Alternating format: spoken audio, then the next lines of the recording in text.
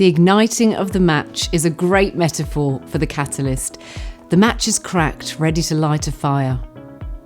Take a look at the glyph for the catalyst. The catalyst's gift is to ignite a spark, to bring about change, something new to the world, and to spark growth and movement and action. The catalyst wants to change everything, to introduce new ideas, to innovate, and to make the product or the service perfect. Catalysts often find themselves in design and innovation fields where they can naturally bring newness into everything that they do. We think of catalysts being part of a new startup, but they're also in teams within larger organisations driving a new project or an opportunity. Catalysts don't do well when they're confined with no scope to create and tap into the future potential and take new ideas and test them.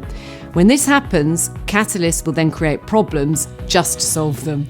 So when you see a catalyst who's been destructive, you'll find that they don't have a clear job to do. They don't have the opportunities to create and to innovate something that's meaningful. Catalysts are way ahead of the rest of us. They see things that we don't even imagine are possible. They might not always engage with the people around them.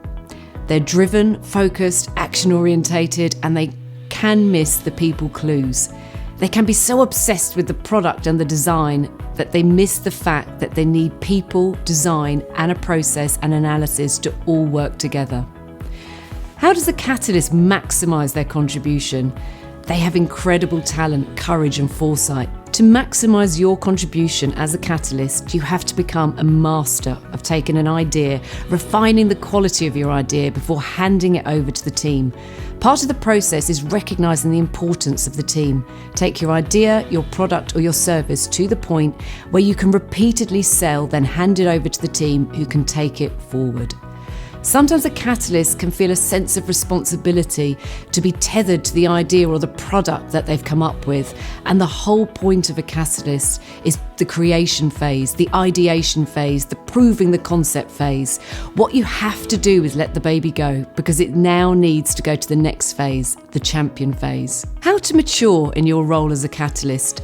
Go out and learn as much as you can around ideation, design, thinking, product development, conceptual development, rapid prototyping, all these concepts around the creation phase, and immerse yourself in developing your skills, competence, and experience in how you solve problems and create ideas and solutions.